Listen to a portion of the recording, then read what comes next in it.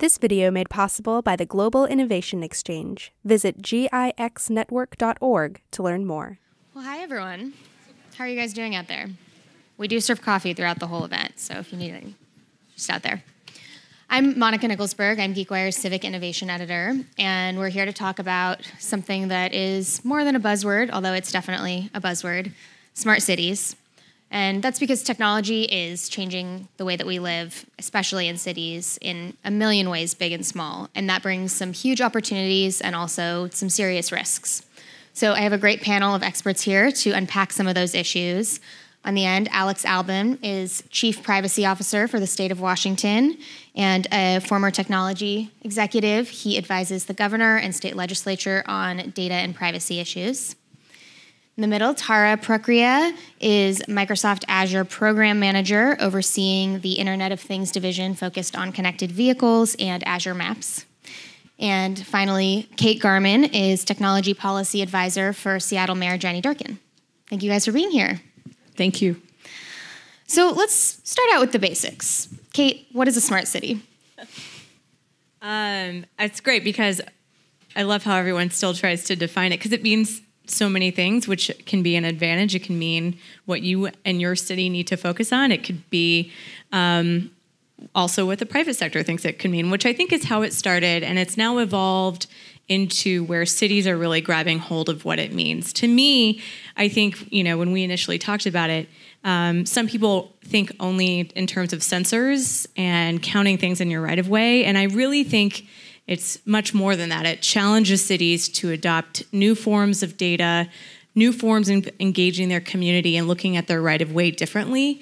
Since this movement, we've seen things such as chief data officers coming around cities. We've seen performance management programs reaching out, and those are conversations that are doing really substantive changes in cities that go beyond maybe just the conversation of sensors, which are still an interesting conversation as related to IoT and connected things. So I think it means a great deal of things, but at the end of the day, it's about data and how your city uses it.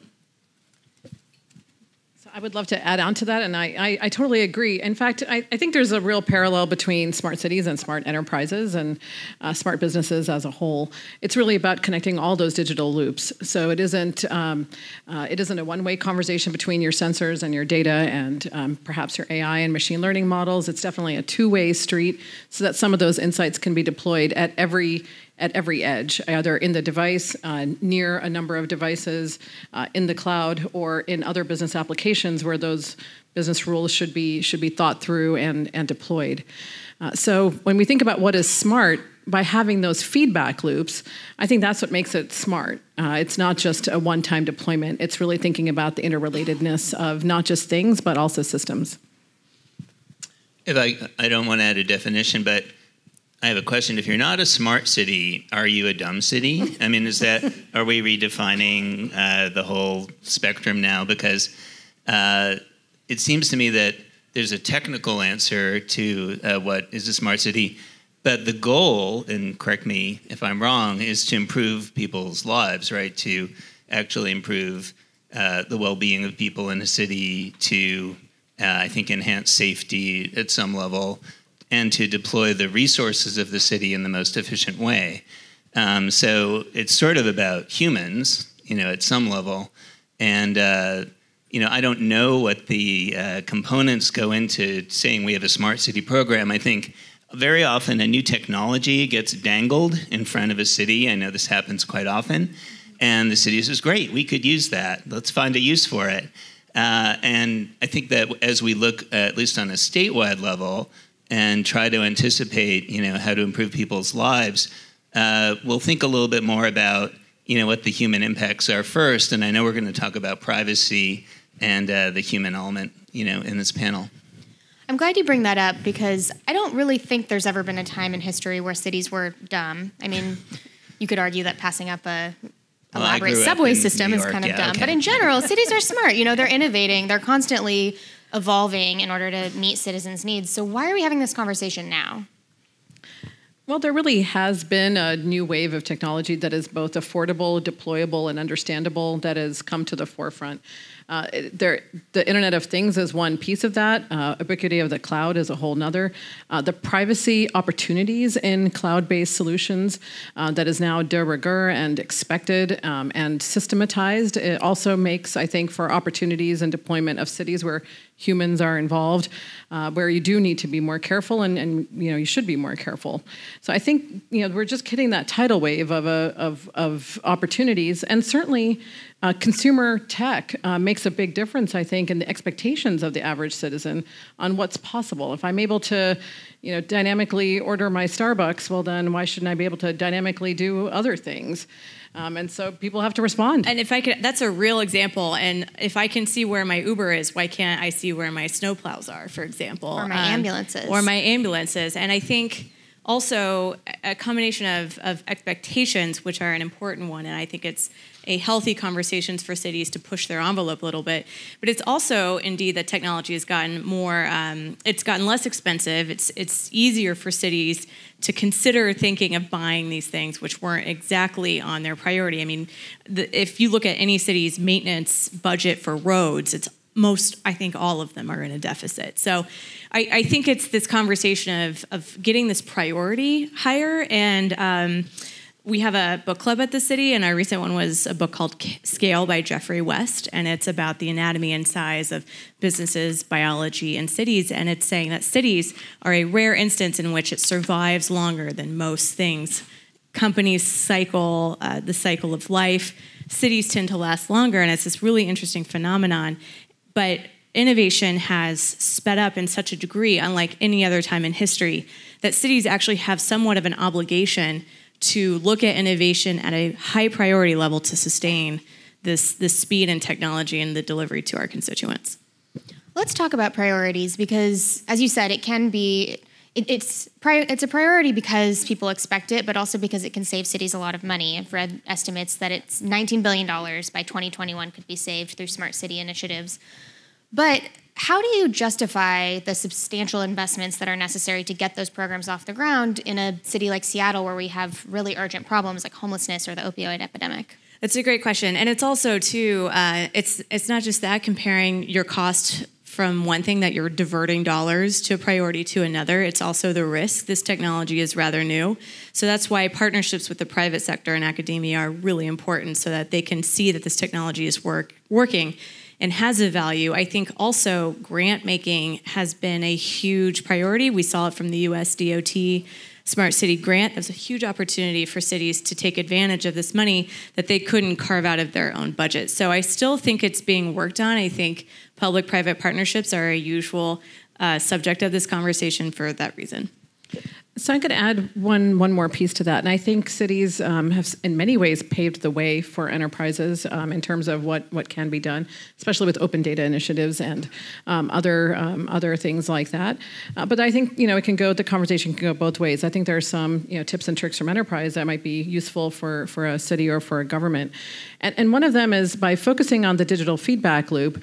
It's very possible, and I would say probably advisable, to think about what are the small pieces that can be digitized, and then see what the feedback loop looks like, see what the results are before, and expand out kind of accordingly. So not think about a phased scale where phase one we're going to deploy all the sensors, and in phase N we're going to have nirvana, but rather think about specific problems, specific questions that have to be answered, and think about how to deploy with those in mind, and then expand accordingly based on what you learned. We're all going into areas where the answers are not obvious, so it's important to adjust.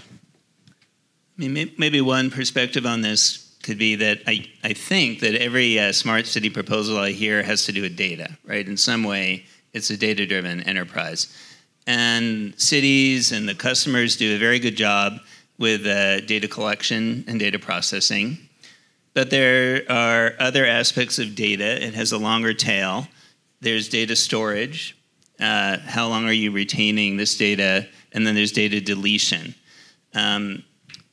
I'm also in charge of our state's open data initiative, along with my colleague Will Saunders. We're huge believers in open... I didn't know that before I complimented the initiative. Well, thank you. Okay. I appreciate that.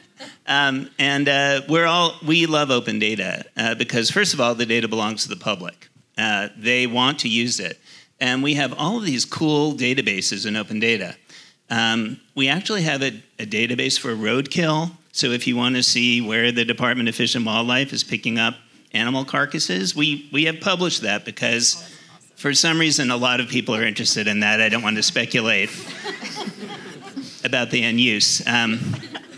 But we want to publish as much data as we can, and at the same time, make sure that it is anonymized and aggregated data. We are really very careful about publishing personal information, and I think that's where some smart cities initiatives have to be really careful going forward, because the technology is just begging to personalize everything. Facial recognition technology is here. There are examples of concerts where 90,000 people have walked into a venue without an ID, and about 2/3 of them have been identified simply through facial recognition technology in existing databases, mostly from Facebook. That kind of technology scares me a little. So what happens when we want to create a smart city? Like, I'm thinking about Toronto. Sidewalk Labs, which is a Google sister company, wants to build this mini innovation district in Toronto. They say they want to build it from the internet up. And data monitoring is going to be pretty much built into the walls. Everything from apartment occupancy to pedestrian traffic will be tracked. What's not super clear about the proposal is who's going to own that data and what form that'll take. So would you have any advice for the people who are doing this from the beginning, not just trying to adopt programs in a piecemeal way?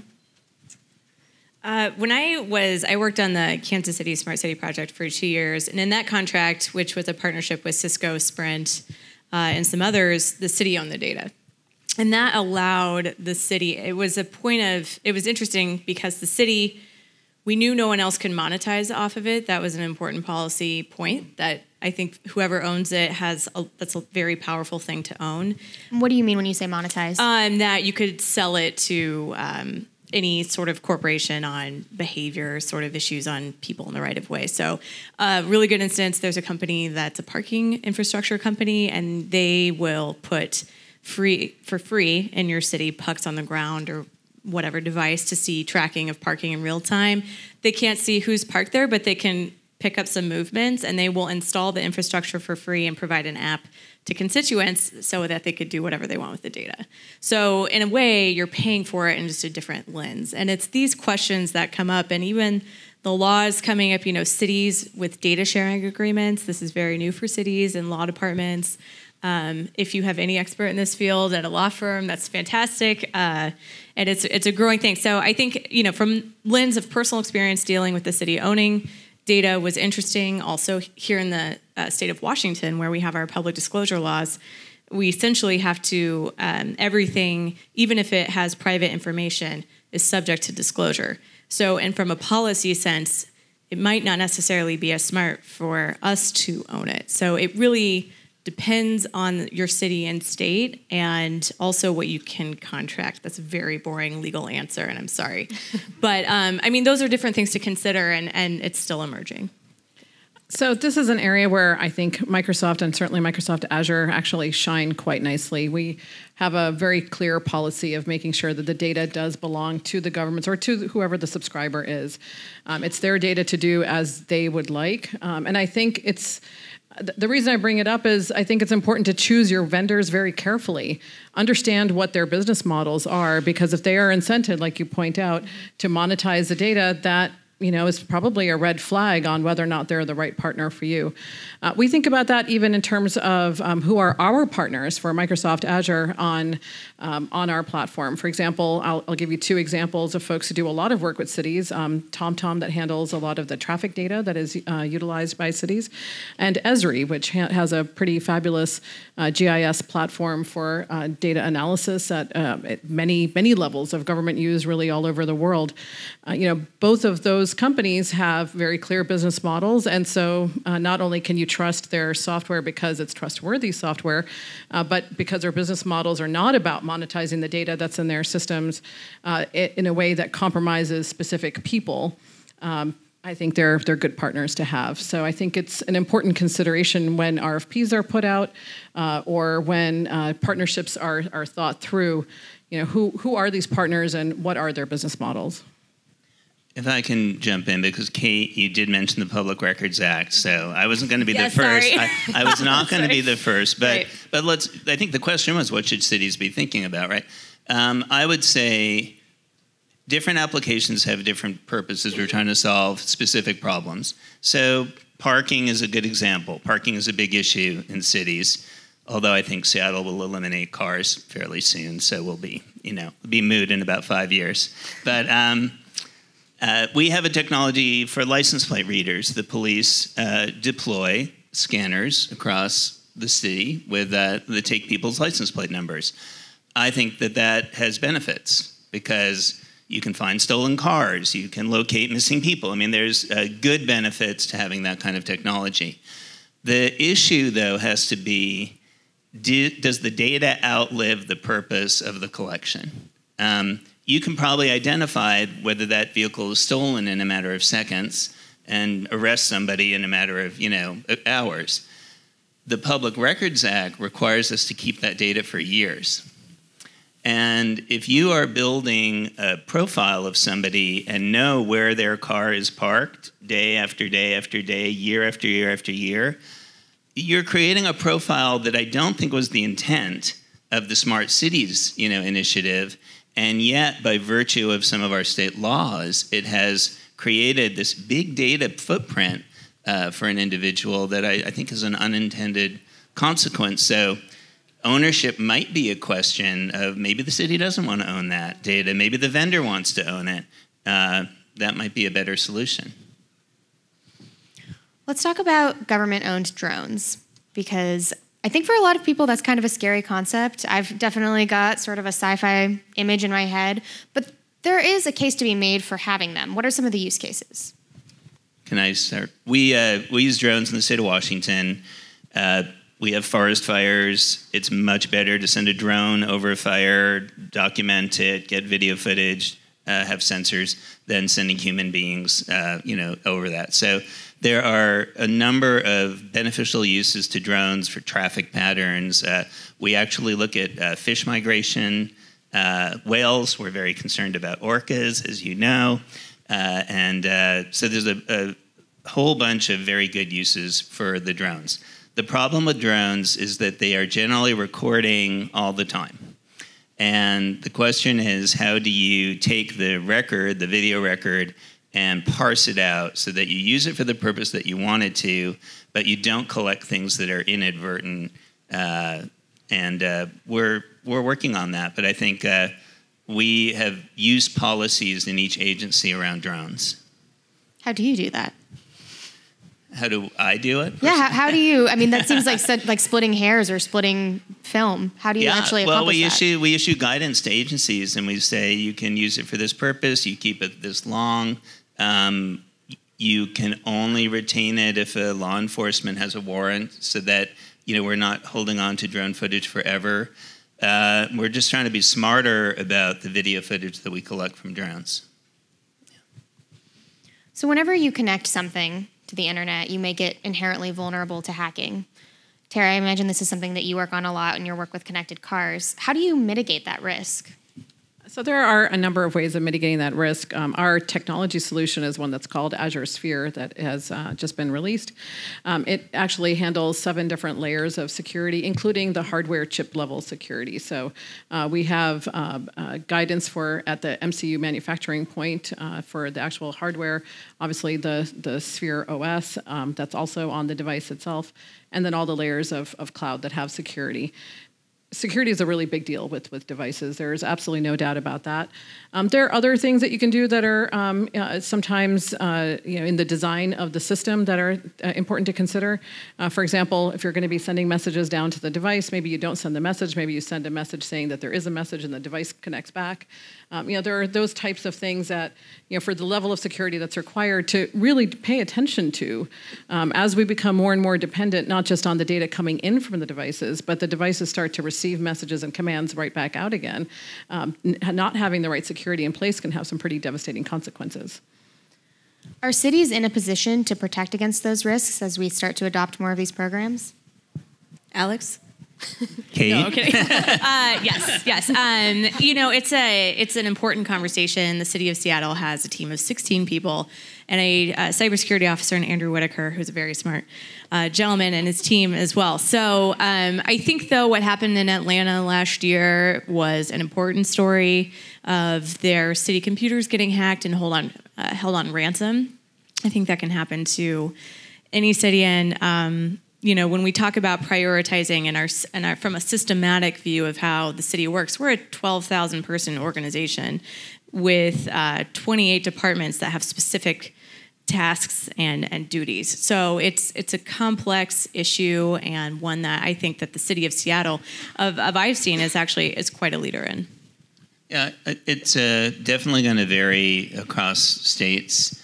I worry less about the city of Seattle with good people and a $5.6 billion annual budget than a city like Pasco that can't afford it and yet is going to be collecting this data, and the data is going to have vulnerabilities. And I mean, that's something we need to work on. We need to work on whether the state wants to adopt security standards. I think the previous panel talked a little about the lack of federal standards for Internet of Things. These are basically Internet of Things devices. California just passed a law yesterday mandating a security standard for IoT devices. It said that they have to be reasonable. So, problem solved. But that's better than no standard, right? I mean, reasonable eventually will be adjudicated, I would hope, over time.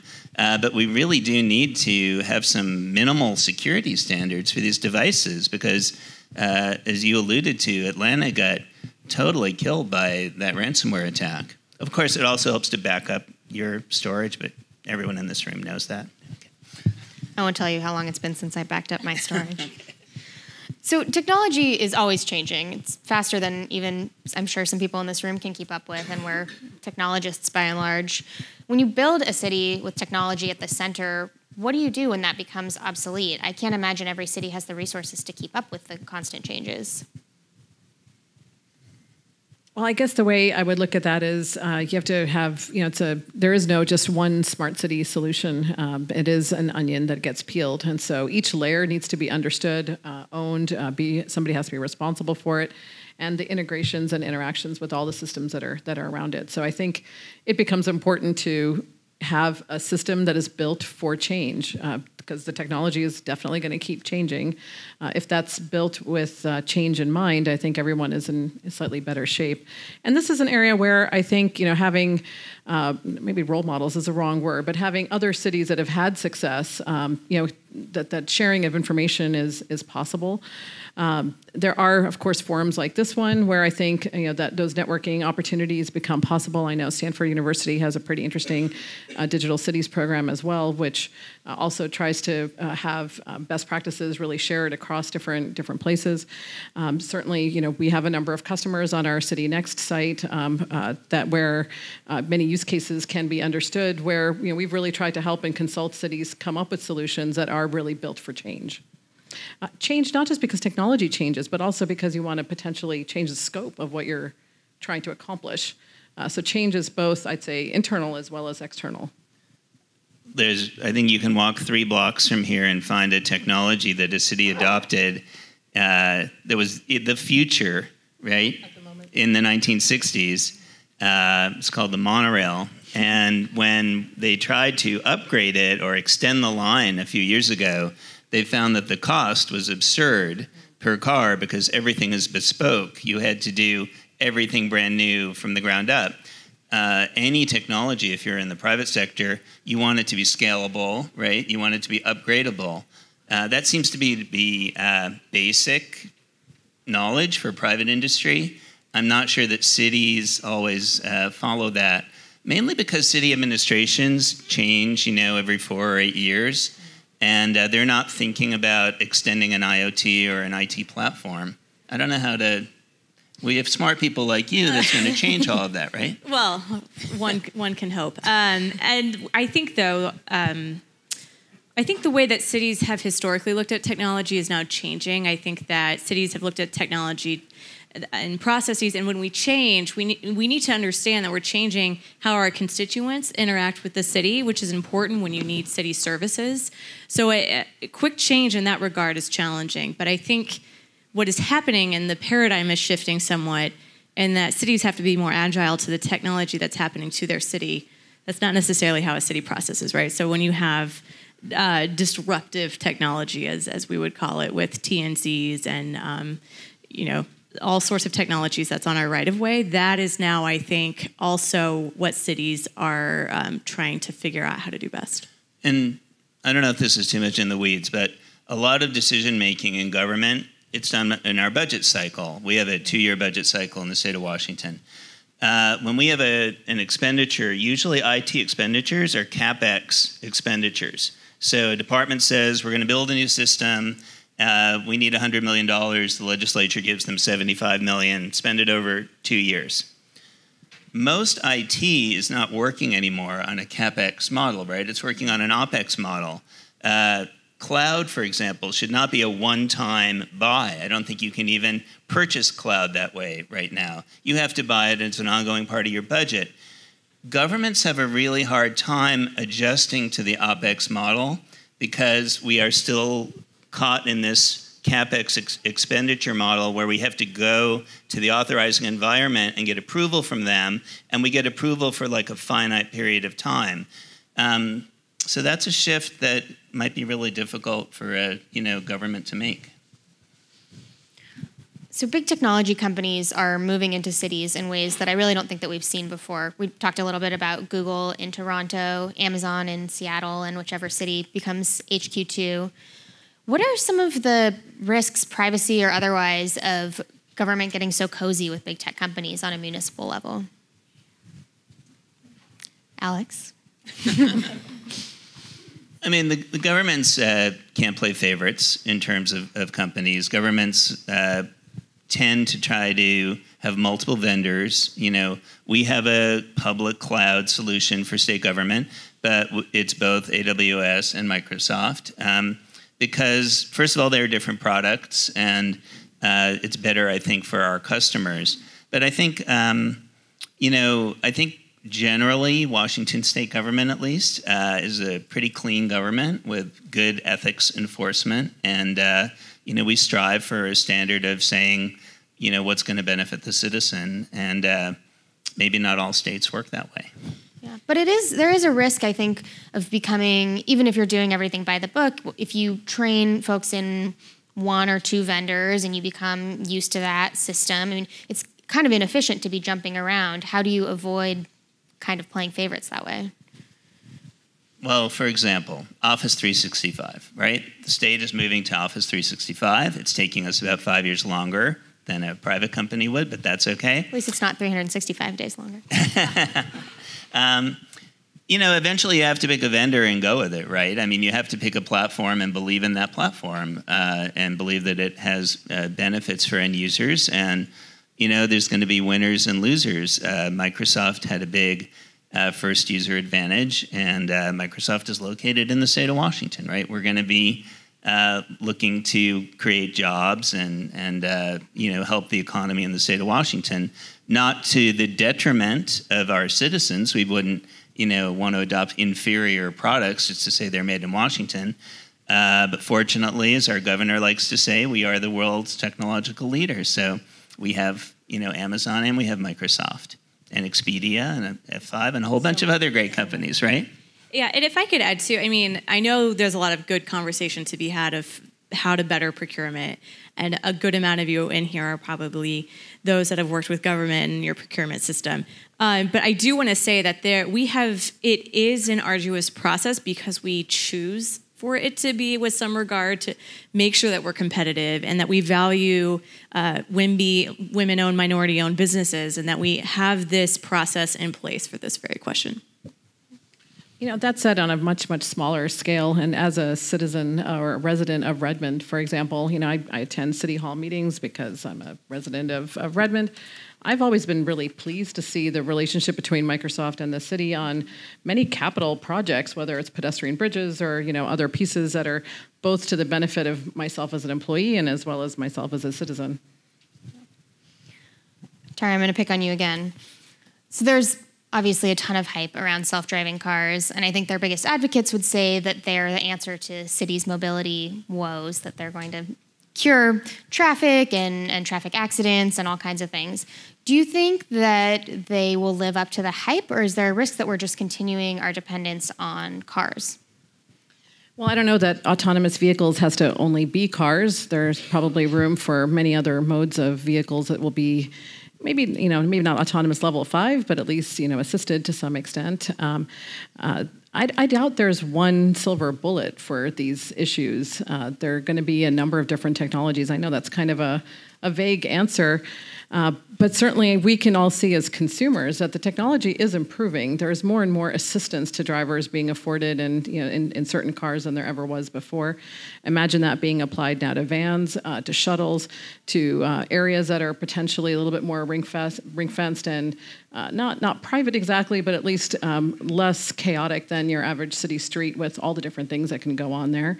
It's kind of like light rail or train. There are ways to get transportation to have better affordance for the traffic patterns and pedestrian patterns that we currently see today. On the other side of that, there's definitely a lot more information that potentially cars or other vehicles on the road can give us about what's going on out there in terms of HD mapping, in terms of pedestrian tracking, and other things of that sort. So will the technology live up to the hype? Yes, absolutely. I mean, it's on a great path. I think there is a lot that is happening in our industry that's very exciting. Will it solve all these problems? Certainly not independently. It will have to be coordinated, and certainly a lot of policies have to come into place.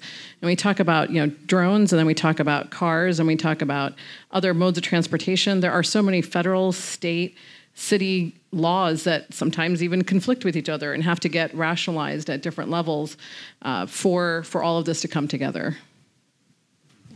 So, Kate, what else is part of that equation? Because the current system leaves a little bit to be desired, and at least in cities like Seattle.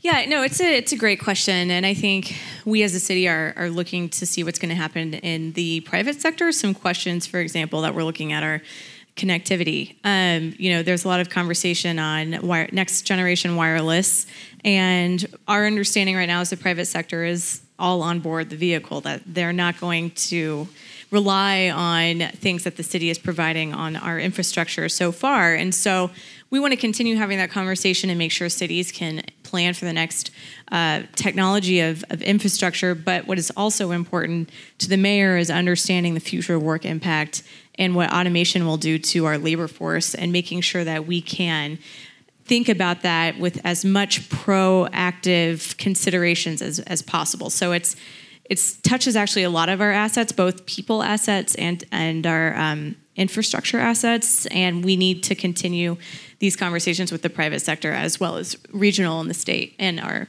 federal and Congresswoman Del Bene and what she's working on with the security component, I think is a huge piece to it as well. So lots of moving parts. It strikes me that autonomous vehicles are going to be a big part of smart cities. We should include that in the definition now. Can we decide to do that? Done? Yes. Okay, we've just made a definitional change. They really are going to impact the way cities are designed. It's not just the ownership model of the vehicle. The vehicle is probably going to draw on a different business model than private ownership. It's probably going to look much more like, Uber or Lyft, a transportation company, as opposed to private ownership company. It means that vehicles are going to be on the road 90+% of the time, as opposed to being in parking lots 90+% of the time. Now, the city has a big investment in parking lots. What is the city going to do with that infrastructure now? Are they going to become charging stations for cars, or should they be homeless shelters? Airports. Yeah, airports. Airports across the country. I'm Right. not kidding. They rely Right. on parking for a huge piece of their revenue. Yeah. It's a big factor. Yeah, so the business models of cities, of regional governments are going to be very much impacted when this, shift occurs. And cities are going to need to be redesigned. They're not going to, if you go up and down 6th Avenue and you just think of the complexity of the vehicles that are moving down 6th Avenue, between taxis, between Ubers, between private cars, between buses. I don't think buses go down 6th, 5th Avenue. You have to say, how do autonomous vehicles fit in there? The city's going to need to rebuild some parts of the infrastructure, lanes for pickup, in order to accommodate this new technology. And it's a complex process. And I'm part of an effort in state government. We have a 5-year study that we're doing in order to recommend new laws across the board for the state, because we realized this is a sea change for technology for our state. I know one of the investments that we've made from a platform perspective, we have our connected vehicle platform that is in Azure IoT. That's really intended to make sure that all the vehicle data, whether it's the infotainment or the telematics or the safety systems, that all of that data can go up to the cloud. But in the same group, we have Azure Maps. And the reason being that we do expect it to be a transportation problem and not a vehicle problem. And for that, you need to have the mapping, the tracking, the positioning, and all the other pieces that are there so that really smart solutions can get built. Kate, you mentioned 5G, and I'm always struck by this idea that when previous generations of mobile technology were being developed, nobody knew it was going to mean that I could open my phone and order a car on demand. It's sort of like, good thing I have them all memorized. Right. It's sort of this idea of we have no idea, but given that we have no idea, do you have any predictions about what 5G is going to mean for smart cities?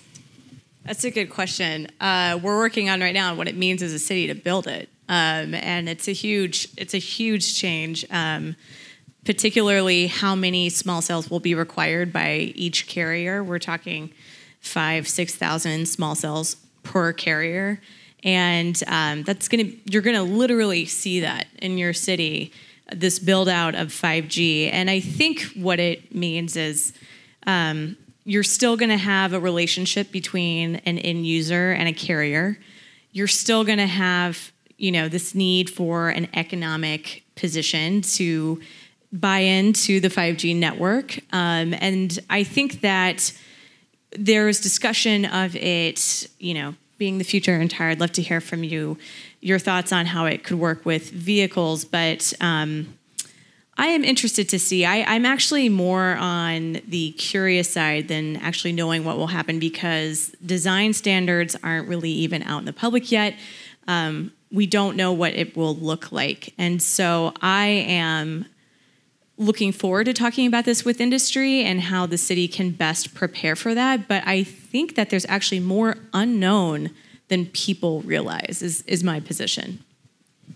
I'm not an expert on 5G from a city perspective. I've worked more with the vehicle OEMs on the topic. And I'd say one thing that's kind of interesting, if I actually look at some of I'm going to call it a trend. I don't know if it's a trend if there's only 2 data points, but at least with some of our customers who are building vehicles in China, I've been surprised by more of the productivity scenarios coming to bear with 5G than even entertainment.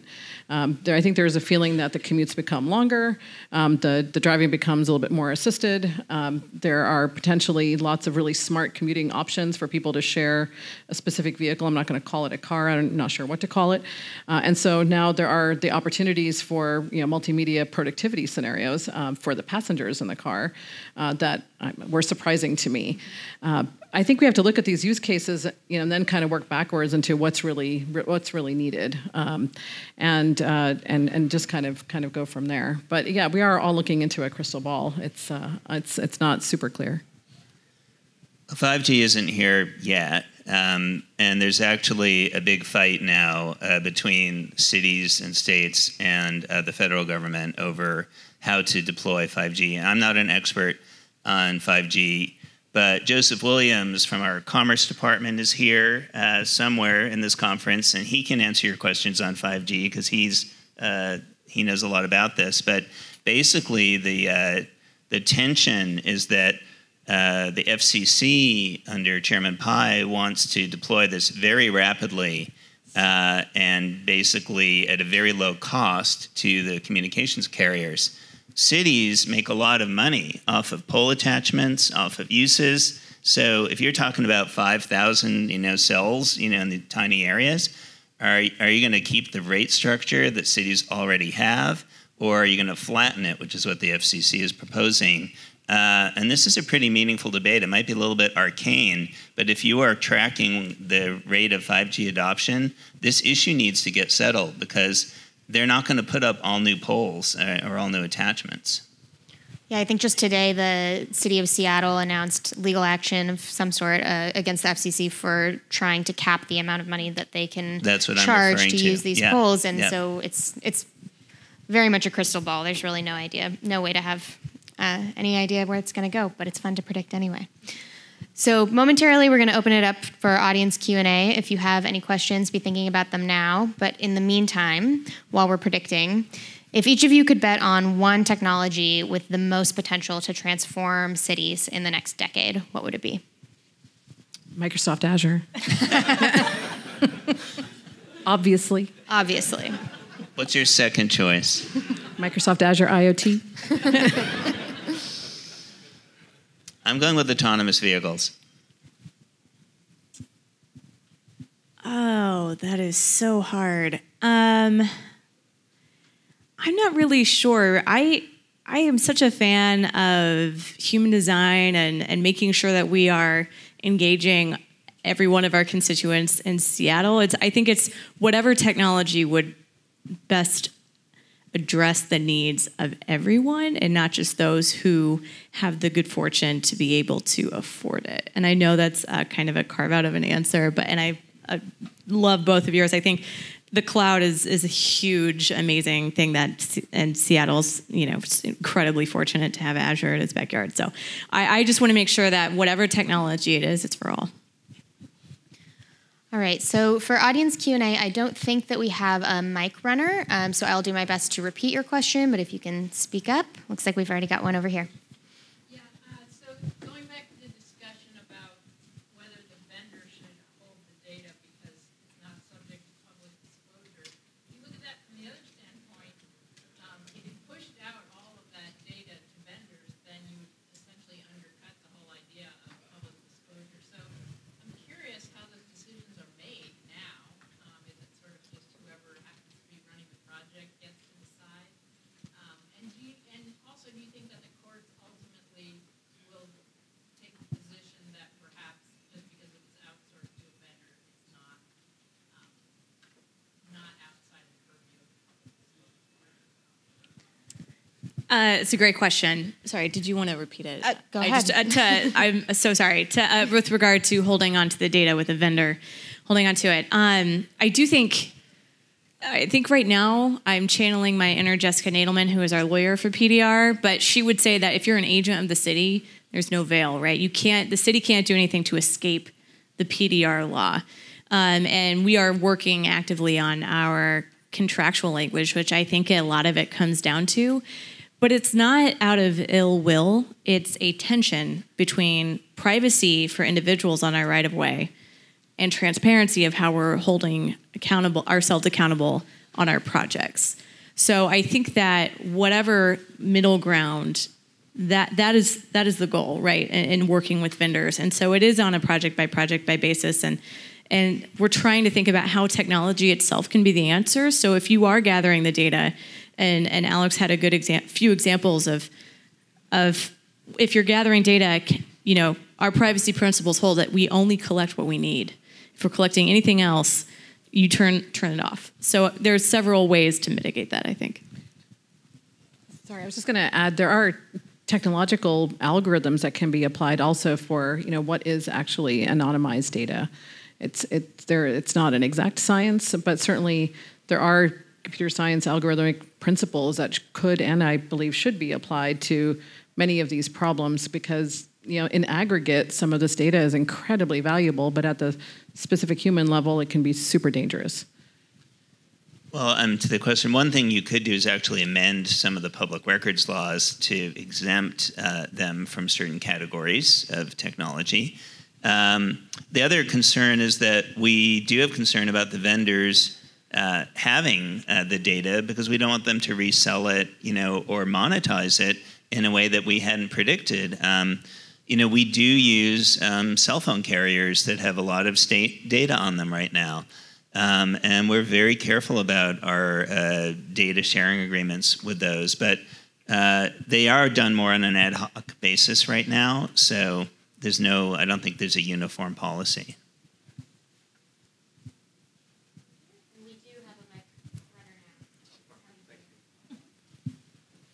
Thank you so much. Question for Kate. Kate, while we are talking about all these long-term vision of well-connected cities, it takes like over 20 minutes to get an Uber ride from the Seattle airport in the nighttime. It doesn't need any technology to fix it.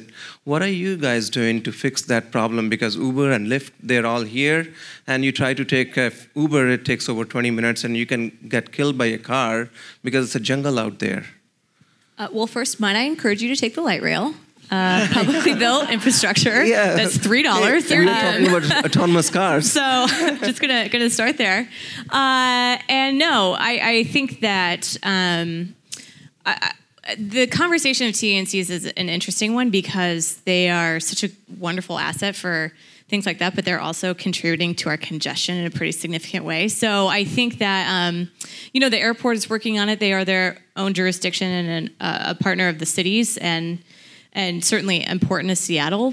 I'm not sure what to answer in terms of your weight. I think that would be a good question to them. Mm-hmm. Yeah.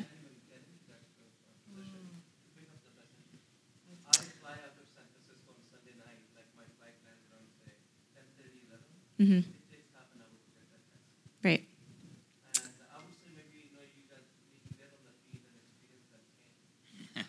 That's a good question. That's a good question for them. I wish I could help. That's not really a city.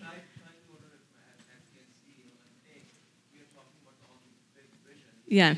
But actually, people are experiencing the pain because the dynamics is changing. So city has to change and evolve. Yeah, right. And I think that encouraging people to TNCs are one option of many, honestly. And I'm not sure exactly what the holdup is with them, but that's something that we can discuss with them. Yeah.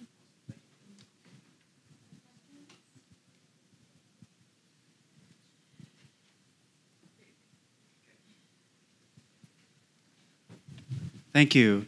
I'm wondering if you have any examples of ways that smart cities technology has the potential to change us and the way we live in unforeseen ways. I'm thinking of intersections that sense cars but don't do as good a job of sensing pedestrians, can make us become drivers instead of walkers, or more likely to discourage pedestrians. Are there any other ways that there is an unexpected potential negative or just reshaping society positive? That's a good question. And I'm thinking of examples from all over the country. For example, San Diego's working with GE. They're planning on a deployment of 3,200 nodes to help parking enforcement. Portland is doing a Vision Zero study with those same sensors to ensure. Portland has it's an increase in accidents, both in pedestrians and bicyclists in certain corridors. I think my biggest things when I think of smart cities and the technologies to change are examples of providing public Wi-Fi. New York with their link, Kansas City with public Wi-Fi downtown. Kiosks are a physical example of smart cities, and sensors that are trying to redefine our intersections. And so I think you're seeing a scale that is making sure that there are no unintended consequences in line with privacy policies that are putting into place. The city of Oakland, for example, along with Seattle, putting in a surveillance ordinance. So I think that we need to ensure that these projects have metrics and that those metrics are being looked at in a really thoughtful way. But I can't really think of one that's gone awry, unless you guys have. Well, I have a more general answer. It's not necessarily a specific example, but actually, sir, in the question that you asked, I think you hit the nail on the head. The issue comes in how you're sampling the data for your problem. If you're not really having a holistic view of where you're getting your data from, and that means being very thoughtful about where you're putting the sensors, what you're measuring in the process, what the representation is of either different populations or different categories of things or assets, if that isn't all taken into account, your conclusion can be terribly, terribly wrong. And so it's important, I would say, it's a topic that's thought about a lot in AI circles. What is the ethics of data collection and training models? But I think that approach is probably incredibly valid to any smart city problem, where you do have to think very carefully about the data that you're collecting, not just for AI models, but even for business rules. We probably have time for one more question. It's more like a hypothetical. Let me give you a use case, right? So my daughter's school is about half a mile away. What I would like very much to be able to do is to say, honey, go to school. There is the road, right? So ideally, there should be a system of cameras that are installed on every pole, on every post, and then these cameras are tracking, with my permission, my daughter all the way to school. It's like a handoff mechanism, so I can see her on the TV in the kitchen. And when she gets there, I get a notification, she entered the school. When she exits the school, I get a notification, and I can again track her progress along the way. Obviously, huge privacy issues, technology issues, and city willingness issues. So have at it. I live in the suburbs, and I have neighbors. We used to have a network of neighbors as our kids became old enough to go to school, where we would tell each other as we saw them walk by our windows. So that's the beauty of small towns. Yeah. I grew up in New York City, and at 10 years old, my mom just told me to take the subway everywhere. And I mean, maybe these attitudes have shifted over time. Maybe we love our children more than I think it'd be a crime now in New York to send your child on a subway ride at 10 years old without a smartphone or a bunch of sensors. I don't want to live. I actually don't want to live in that world. I see the utility of it, but I think surveillance has become so pervasive, and we've just adopted to it. It really is the classic frog, gradually heating up in the boiling pot of water, where every single intersection in the city of Seattle has a camera on it. Now, I know there's good purposes for it, but why have we just given up all of our privacy, every time we step into public in the city? So I would not want to facilitate that, but maybe there's a more elegant technology, like the teacher can say absent or something that notifies you on the website for the school. Is that enough? Okay. Okay. I'll just answer real quickly. Actually, so our surveillance ordinance and public engagement starts next week. We'll have some publications of our reports on these 6 technologies that all come out. To answer your question really quick, when I think of something like that, a good policy thinks of your objectives of following your daughter. A great policy looks at unintended consequences, and that hypothetical terrifies me on unintended consequence of what could happen watching your daughter. Well, Alex, Tara, Kate, thank you so much for being a part of this discussion, and thank you everybody who joined us.